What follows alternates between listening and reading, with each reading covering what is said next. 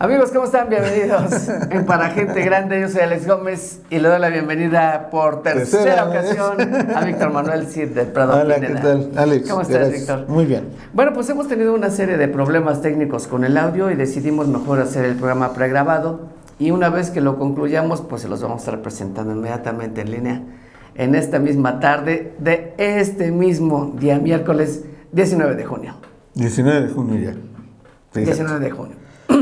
Pues nuestro tema es el papel del Instituto Tlaxcalteca de Elecciones en el pasado proceso electoral 2023-2024 que concluyó el 2 de junio. Bueno, concluyó apenas unos cuantos días y todavía sigue vigente, todavía no concluye al 100%. Sí. De hecho, el proceso electoral todavía está vivo, todavía tiene mucho que decir, mucho que hablar. Mucho que analizar porque hay una serie de impugnaciones que estas tienen que ser resueltas por el Tribunal Electoral del Estado de Tlaxcala. Pero es necesario revisar el actuar del Instituto Tlaxcalteca de Elecciones. Antes de ser Instituto Tlaxcalteca de Elecciones, era Instituto Electoral de Tlaxcala. De las dos formas es un organismo autónomo. Quiero aclarar, un organismo autónomo es aquel que no depende de la voluntad o de indicaciones o de señalamientos que hagan alguno de los tres poderes que existen. Esta parte es importante, es un organismo autónomo que cuenta con sus propias instalaciones, con su propio pecunio, con sus propios vehículos, tiene una ley bajo la cual se tiene que manejar y restringir. Cuenta con manuales operativos, o por lo menos se supone que debe de tenerlos. Con patrimonio propio. Con patrimonio propio y con su propia legislación. Es importante señalarlo. Ahora. Es correcto. ¿Qué es el Instituto Tlaxcalteca de Elecciones? ¿De qué se encargó? Se encargó de uno de los momentos más importantes de la historia de nuestro estado, por lo menos yo creo que es uno de los momentos más importantes de la vida democrática del estado de Tlaxcala, porque en esta elección se tuvieron que vincular dos tipos de elecciones, una elección federal y la elección estatal. La elección estatal está organizada por el ITE. ¿Qué es lo que se eligió? Diputados locales, presidentes municipales, 60, y presidentes de comunidad. Ojo, los 15 distritos electorales locales en la que se eligió a diputados locales. Pero después de ello, el propio instituto nombra a 10 diputados más plurinominales. Y en el caso de las 60 presidencias municipales, elige, después de la elección, elige de acuerdo a una fórmula que está establecida en la ley, elige a los regidores. Y entonces, a partir de ahí han salido muchos escándalos, debido precisamente, creo yo, a que hace falta seriedad, liderazgo, conocimiento acerca de la ley y un desempeño más fuerte que tuvieron que haber hecho los representantes de los partidos políticos ante el Consejo General. Pero también, digo, y perdóname que lo diga de una manera a lo mejor fuerte, pero la verdad es que también les faltó mucho sentido común. Sí. Y también cómo resolver los problemas, no sobre las rodillas, sino con ese sentido común de que, a ver, ¿qué vamos a hacer con los candidatos que no cumplen los requisitos para ser candidatos, ¿no? Con los aspirantes que no podían ser candidatos en ese momento y los debía de registrar el instituto. Les hubieran puesto un plazo no mayor a 48 horas. Y la otra es que toda esa documentación que los partidos deberían de presentar, te das cuenta que la legislación está mal, porque ¿cómo la hacen? Literalmente cuando ya prácticamente son a unas cuantas horas de empezar el proceso electoral. Los candidatos deben ser validados cuando menos 3 días antes de arrancar el proceso electoral, o es más, deben ser validados antes de que se mandaran a imprimir las boletas electorales. No, que hubo casos en los cuales no aparecieron nombres. Fue un caso de un presidente de comunidad de Totolac, me parece de Teotlalpan, o de la Candelaria de Teotlalpan, que fue ahí donde no apareció el candidato, nada más estaba el nombre de la suplente, O sea, y la gente votó por alguien que no estaba en la lista, ¿no? Claro. Y la otra es que, qué vergonzoso es que les hayan robado en el ITE, o sea, los consejeros del ITE, yo así lo veo, o sea, a mí ni me va ni me vienen, pero yo creo que le robaron 6 días de campaña a los candidatos a presidentes municipales, sin contar todas las trabas que tuvieron. También hay candidatos a diputados. Claro, porque los únicos que resulta que pudieron empezar campaña sin problemas fueron los de Movimiento Ciudadano. Perdón, qué bueno que ellos hicieron muy bien y muy pulcro su registro. Y eso habla también de que los partidos políticos también no están haciendo su chamba como se debe. O sea, sí el ITE tiene mucha responsabilidad, pero el otro 50% de responsabilidad es de los partidos políticos. Yo creo habría que ir por pasos. Número 1. El Consejo General del ITE emite y hace público un calendario electoral que tiene fecha de inicio y fecha de vencimiento para cada una de las actividades. Ajá, por eso ya existe un calendario electoral legal, que además es legal y se van poniendo de acuerdo los partidos junto con el instituto. Ahora, tampoco lo emiten a través de cierto tipo de acuerdos y ellos mismos pueden emitir otro acuerdo para modificar el calendario electoral. Aquí el problema es que no puedes estar jugando con los tiempos de los candidatos. O te registras o no te registras, ¿no? Error de los partidos políticos es que hicieron mal las cosas, las secretarías de elecciones de los diferentes partidos políticos, por inexperiencia, por falta de seriedad, por no saber leer, por no saber interpretar hasta la ley. Por ineptos también hay que decirlo. Pues sí, no hicieron bien los registros y entonces llegan y presentan a personas que no cubren las acciones afirmativas que se necesitaban y entonces el Consejo General del Instituto Tlaxcalteca de Elecciones decide no registrar o emitir un llamamiento en donde dicen: te registro estos no, porque tienen este tipo de problemas en cuanto a la documentación. Y los partidos políticos se inconforman y se empiezan a quejar e inician las campañas electorales, algunos candidatos y otros no. Hasta que tuvieran que cumplir, perdón para el propio presidente y al Consejo General del Instituto Tlaxcalteca de Elecciones, esto no es un juego. No, definitivamente o sea, no. muy mal ahí. Luego hay un escándalo, ya termina el proceso electoral, hubo muchas deficiencias, emiten convocatoria a la sociedad civil para que se pueda registrar las personas que quieran para poder participar en los consejos electorales municipales y en los distritales. Y entonces la gente llega, se registra, tienen una serie de capacitaciones, obviamente necesitan cubrir un perfil, etcétera, etcétera, etcétera, etcétera.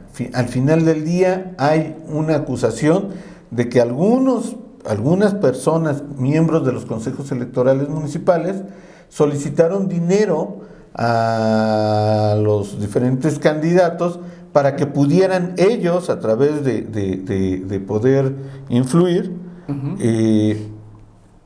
pues nombrar o poder influir para que puedan quedar dentro de la planilla de algún ayuntamiento alguno de sus propuestas a regidores. Es decir, meter hasta 2 regidores, ¿no? Yo creo que el tema es muy simple. Si hay que interpretar la ley, porque la ley es muy clara. La ley dice que a través de una fórmula matemática se van eligiendo a través del cociente y después del resto mayor de esta fórmula matemática. Ajá. Se van eligiendo a los regidores y de la misma manera se eligen aquellos que en teoría no debe de tener mayor problema, ¿no? No, porque vamos que es por mayorías, ¿no? A ver, sí. La primera mayoría pues le toca al partido que ganó, ¿no? Es correcto. Es decir, bueno, en el caso de Morena, bueno, pues la primera regiduría es de Morena, la segunda es para que quedó en segundo lugar, tercero, cuarto, quinto, y si quedan, vuelve a empezar otra vez. Es el resto mayor. Eso es a lo que le llaman entonces, el resto mayor. Pero no van a poner a otro que no sea, en el caso de Morena, si ganó Morena la elección municipal, no pueden poner a uno de Nueva Alianza o del Verde. O ahí depende mucho de la distancia que se tuvo. Ese es el ejemplo en el que, en el supuesto que no sabemos si hay denuncias ya hechas, realizadas, acerca de estos casos específicos, que estaría bueno también ventilar cuáles son esos casos. Y revisarlo, ¿no? Vaya, ni siquiera es tan complejo. Se hace aquí una división y ya. No es tan complejo. Sin embargo, yo creo que aquí es necesario y es muy importante hacer el señalamiento de que el propio Consejo General del Instituto Tlaxcalteca de Elecciones y el presidente tienen que asumir un papel mucho más activo y de mucho mayor liderazgo, porque está en tela de juicio no nada más ellos, sino el propio proceso electoral. Exactamente. Y la vida democrática de nuestro Estado, ¿no? Es correcto. O sea, yo creo que ahí es la parte importante que ellos tienen que ver, no visualizar tanto el tema del ego personal, sino lo que es de verdad importante es cómo queda el proceso democrático en nuestro Estado. Me extraña, y comentaba apenas, es que me extraña porque el presidente en el 2010, yo estuve trabajando cuando era Instituto Electoral de Tlaxcala, y él era el director de capacitación y organización, si mal no me acuerdo. Entonces no es un tipo que no tenga experiencia. Ojo, quiero ser muy puntual, experiencia tiene.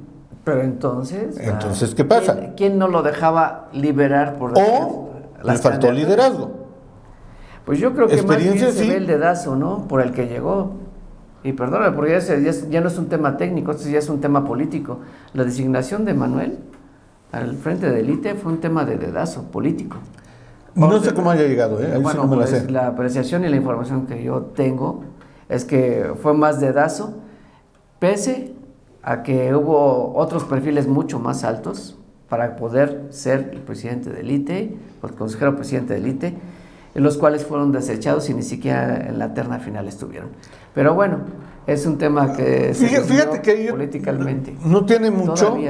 Yo estuve participando porque el Instituto Nacional Electoral emite la convocatoria y son una serie de exámenes, ¿sí?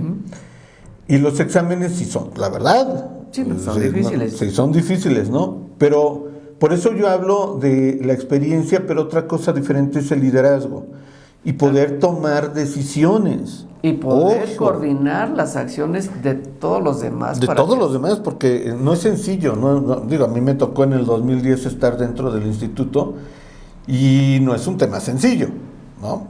Vaya, estás hablando de que trabajan a tu alrededor muchísimas cosas y suceden muchísimas cosas porque además trabajas con personas. Claro. Pero aquí el tema es que te tienes que rodear de un consejo general que también te arrope, que también te ayude y que también responda. Y bajando, estás hablando de las estructuras de las direcciones. Y de la parte operativa estás hablando de los consejeros, de los consejos electorales distritales, los municipales, los capacitadores, los observadores electorales. Es un mundo de gente. El tema es de verdad tener el liderazgo suficiente para poder sacar adelante el trabajo. O que tu consejo no te funcione, ¿eh? Y que en lugar de ayudarte, te bloquee. Porque esto es como un mini cabildito. Y aparte están los representantes de los partidos políticos, que yo creo que también a los partidos políticos les hizo falta personas ahí al frente con mucho más experiencia que pudieran incluso arrinconar a las decisiones del propio consejo y hacer y obligarlos a que actuaran con mayor rapidez. No puedes decirle a un candidato, hoy inician las campañas, este es el proceso, este es el calendario electoral, y no le puedes decir a un candidato, tú ya puedes empezar. No, tú no puedes empezar. Porque generó condiciones de inequidad, por supuesto, y ese es el problema. Y yo insisto, a los demás candidatos, independientemente de los de Movimiento Ciudadano, a los demás les robaron 6 días de campaña. Y eso los puso en desventaja. Sí. No es porque el Verde el Movimiento Ciudadano fuera a ganar todas las candidaturas, ¿no? De hecho, tuvo poquitos diputados. Pero independientemente de eso, las condiciones de inequidad que generó el ITE en estas elecciones fueron más que evidentes, independientemente del partido del que se haya tratado. Y eso la verdad es que los tlaxcaltecas nos dejan muy mal sabor de boca acerca de su desempeño, porque incluso ni siquiera hubo un lugar digno para entregar las constancias de mayoría a los candidatos electos, bueno, a las autoridades electas. Hay una carpa sobre el terreno, está lleno de tierra, su comida, que entiendo que les llevaron de comer ahí, de cenar, ya nada más faltaba la letrina a un lado de la mesa donde estaban las computadoras para entregar, que se le diera la letrina junto a la entrega de constancias de mayoría. De verdad, qué vergonzoso fue eso para las autoridades electas, que les entregaran su constancia de mayoría en unos lugares tan poco presentables. De verdad, hubieran puesto a un lado... No, está la oficina, está la sala de sesiones. Pero la sala de sesiones, pues yo creo que nada más era para los cuates, porque muchos presidentes municipales electos recibieron sus constancias de mayoría ahí, ¿no? De verdad, insisto, fue un papel malísimo el de élite en estas elecciones, y que yo creo que si nos ponemos a revisar a detalle, porque la verdad es que no estamos revisando a detalle ni técnicamente su desempeño, pero sí lo que desde el punto de vista social estamos juzgando, es esa parte que genera una incertidumbre, que no se vio un proceso electoral aseado, sino al contrario fue desaseado, que hay una persecución en contra de medios de comunicación que divulgaron noticias al respecto de los candidatos, que están más fijados en a ver a quién fiscalizan en lugar de observar su propio desempeño, y que la verdad, yo insisto, pues sé que trabajaron 24/7 a partir de la jornada electoral, pero vamos, si la carpa que estaba aquí, donde estaban haciendo los cómputos y la revisión y todo, y la carpa donde estaban los alimentos estaba aquí, ¿por qué no previeron sesiones de suspenderlo media hora y que se fueran a comer y que el área se quedara resguardada y cerrada por la policía? Tenían muchos policías estatales, tenían a la Guardia Nacional, la Marina, el Ejército, quien fuera necesario. Y la otra es que entre un proceso de calificación y otro, hubieran declarado suspensiones, vamos a comer, vamos a cenar y vamos a cenar y a seguirle. Porque la verdad es que esos platos con fruta, con panes, con los platos ahí todavía con los despojos de los chilaquiles o de la comida que les dieron, es que de verdad que se vio muy, muy feo. Las latas de refresco ahí tiradas, unas en el piso, otras en las mesas, y dices, bueno, pues ¿esto qué fue, no? Un consejo. Y luego pues le entregan su constancia de mayoría así a la autoridad electa, pero pues hay un montón de tierra donde están. Fíjate que eso, vaya, yo creo que una vez más mi opinión es que pues si le vas a entregar a una autoridad electa su carta de mayoría, pues hazlo en la sala de sesiones, donde está incluso el logo del Instituto Tlaxcalteca de Elecciones, y te quitas de problemas, ¿no? Sí me queda claro, porque te insisto, ¿no? Yo sí ya me aventé un proceso dentro y es una locura, ¿no? Porque, pues sí, duermes poco, hay muchas cosas que hacer, hay muchas actividades que realizar, pero insisto, ¿no? Yo creo que los problemas más importantes y más medulares es en el respeto al calendario electoral. Cuando el representante de Morena emite un señalamiento de esta naturaleza, afirmando que a algunos de sus candidatos les solicitaron dinero, yo creo que habría que hacer una investigación muy seria al respecto, porque esto es un delito electoral. Y eso se castiga con cárcel. Así es. Independientemente de quién haya sido. Ahora, no creo que alguien que pertenezca a un consejo electoral municipal se aviente el tiro solito. Necesita... ¿Cuántas personas se integran el consejo? Pero no. Yo creo que... porque además ellos hacen la calificativa, pero la suben al Consejo General, y el Consejo General es el que califica y valida o modifica. Exactamente. Entonces, para que el de abajo se aviente un tiro así, debe de estar amarrado o debe de estar orquestado, o se lo avientan solitos así de llaneros solitarios con una intención económica, o está dirigido el asunto desde arriba. Pero ahí sí, yo no creo. Mira, yo quisiera darles el beneficio de la duda. Independientemente de su incapacidad, yo creo que su incapacidad no llega a los extremos de convertirse en delincuentes electorales. Porque saben que... Pero no es un delincuente, bueno, sí es un delincuente. Sí, a fuerza, es un mendigo mapachote, o sea, es un mapachote con investidura y gafet de élite, o sea, pero independientemente de ese tipo de cosas, hay cosas que en las que yo creo que podrían hacer, que podrían mover, incluso designar a ciertos representantes de consejos municipales o distritales que estaban a modo. Eso sí. Pero eso como que de recibir la lana en efectivo para mover ahí los números, lo dudo mucho porque en principio de cuentas, los delincuentes de cuello blanco como los que se llegan a incrustar en los institutos electorales de este país, ya sean los locales o los nacionales, evitan tocar dinero precisamente por ese tipo de cosas. Buscan a un tercero. Es como en el caso, y perdón, a lo mejor no viene a referencia, pero así se conduce la delincuencia de cuello blanco. En el caso de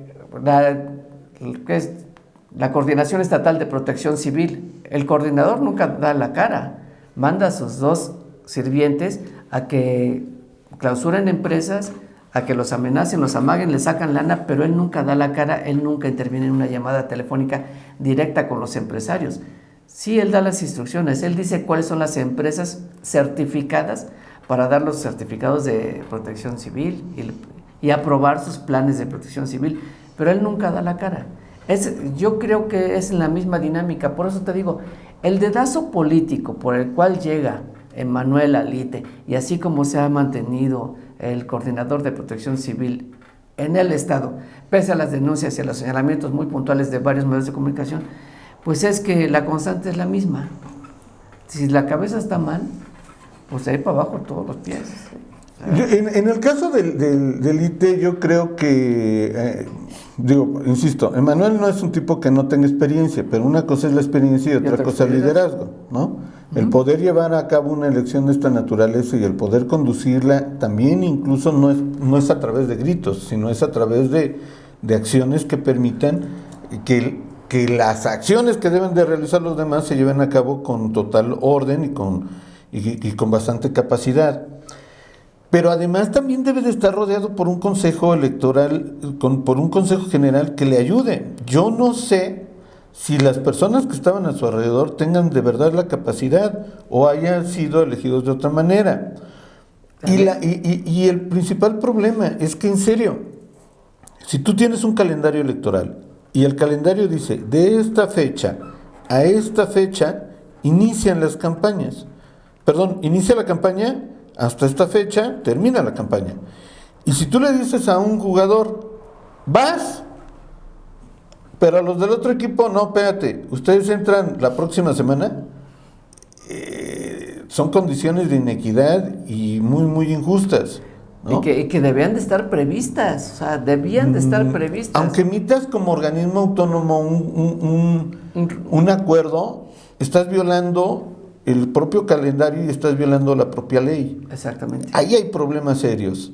O sea, de verdad ahí hay problemas serios que yo espero que en la próxima elección, que es dentro de 3 años, y volvemos a elegir todo, incluyendo la gobernatura.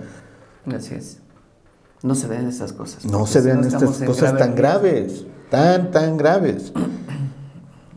Yo creo que sí, el Instituto Tlaxcalteca de Elecciones tiene una calificación muy por debajo de lo y ojalá el Congreso del Estado haga lo propio, haga una revisión. Pero no depende de ellos. Pero de todos modos sí depende del presupuesto que reciben. Eso sí. Pero también el órgano de fiscalización. La única manera en la que se puede sancionar al ITE es a través del dinero. Pues sí. Cortándole las alas, porque ese dinero tiene que estar justificado y no puede ser dinero público malgastado para tener estos resultados que tuvimos durante el desempeño de los funcionarios del ITE en términos generales. Yo creo y haría una sugerencia para su presupuesto para el próximo año al ITE, es que le metan mucho a la capacitación de las partes operativas del propio instituto. Y obviamente en este tema de la capacitación los cursos son gratis, ¿no? Claro. Entonces, pues no hay mucho de dónde tengan que gastar porque además no hay elecciones. Entonces, si no hay elecciones, si no hay acciones, pues que se capaciten y que se preparen para un proceso electoral que en la vida democrática de nuestro estado va a ser extremadamente importante, porque vamos a elegir gobernador y todas las autoridades también, una vez más. Entonces, yo creo que sí, hay que pedir, pero se tienen que medir mucho. Y tienes razón, el Congreso tiene que revisar muy bien su desempeño con lo que puedan llevar a cabo. Y hacer los ajustes a la ley que se requieran, porque sí hay problemas en la ley electoral local. Necesitan hacer ajustes. ¿Por qué? Porque los tiempos son inadecuados y eso generó un cuello de botella que terminó generando inequidad y también el desempeño pobre de las autoridades electorales. Y bueno, Vic, comentario final antes de irnos. Pues yo creo que fue un proceso electoral que le hizo falta muchas cosas, que la parte de acción electoral de los partidos políticos también fue muy pobre, debido a la inexperiencia o no saber leer o no poder aplicar la ley en su momento, les generó que el Instituto Tlaxcalteca de Elecciones los fuera privando de los tiempos adecuados para sus campañas, pero generado también por los partidos políticos. Claro, y por parte del instituto, pues una calificación como de 7, ¿no? Muy baja. Pues yo les daría una calificación de 6. O sea, pasaron de panzazo y de verdad que mi respeto para quienes fueron los funcionarios de casilla, porque fue perdón por la expresión, fue una chinga la que se llevaron. Sí. Y eso de estar llevando 2 elecciones simultáneamente, que fueron la federal y la estatal para los funcionarios de casilla, que fueron ciudadanos que se enfrentaron a todo tipo de personas, desde las tolerantes hasta las muy intolerantes, desde personas que son funcionarios de gobierno, servidores públicos, hasta agentes del Ministerio Público que se portaron en un plan demasiado agresivos, y hasta, ¿qué te puedo decir? Hasta elementos de la Guardia Civil, de la Guardia Nacional, que llegaron de verdad con una humildad a pedir el favor de que si los de la fila los dejaban votar en el caso de la casilla en la que a mí me tocó presidir, ¿no? Y en los cuales en algunas ocasiones vimos solidaridad de la gente que entiende que están para prestarnos seguridad durante el proceso electoral, que votaban y se iban a incorporar otra vez a sus labores de seguridad, y otras personas que de plano dijeron no, que se formen, ¿no? Siendo que la fila era muy grande. Desafortunadamente no todo el mundo entiende la función de nuestras fuerzas de seguridad, pero bueno, es lo que nos tocó vivir. Hay otras personas que protestaban, incluso de jóvenes de alrededor de 30 años, que decían que por qué los viejitos tenían una fila especial, ¿no? Que por qué los discapacitados tenían una fila especial y se les daba la preferencia, si todos tenían el mismo derecho. Bueno, pues se llama nada más y nada menos ¿civilidad? Claro, y un poquito de empatía, no necesitas Sí. mucho. Pero hay gente que es muy intolerante y en estos procesos electorales, de verdad, los que recibieron al toro y lo agarraron y lo enfrentaron fueron los funcionarios de casilla. Un aplauso para la sociedad para toda civil. la sociedad civil que hace posible que estos procesos electorales sean lo que son y tengamos los dos más transparentes, y a los representantes de partido que en muchas casillas se comportaron con de verdad, qué orgullo, te lo voy a decir públicamente, qué orgullo de los representantes de partido que a mí me tocó, que fueron de Morena, del PAN, del PRI, del PT y de Movimiento Ciudadano. Mi respeto a todos los representantes de partido. Cuando se trabaja transparentemente y ellos participan con el afán de que sea lo más transparente posible, y lo único que tienes que hacer como funcionarios de casilla es tomar en cuenta a tus representantes de partido, tomar decisiones en equipo y las cosas salen perfectas. Y de verdad, qué gusto me dio trabajar con todos los representantes de partido que son ciudadanos como nosotros, y qué orgullo es que hayan representado cada uno a su partido a la hora de los conteos de los votos, bien avispas, bien todo el mundo haciendo su chamba, que es wow, o sea, sorprendente. Para mí fue el primer proceso electoral en el que me toca ser un ciudadano común y estar al frente de una casilla, porque siempre los he cubierto como periodista. Pero ahora estar del otro lado de la mesa también ha sido maravilloso. Emocionante, ¿no? Padrísimo. Nuestro proceso electoral en México, de verdad que es un proceso increíblemente maravilloso, porque la democracia se ejerce y se ejerce plenamente, sin presiones, y cuando estás ahí solo en la casilla para votar, es cuando tú tienes el poder ciudadano para cambiar las cosas. Y bueno, pues así es como románticamente terminamos este comentario de hoy. Muchísimas gracias, Vic. No, al contrario, muchas gracias. Y un saludo a todos.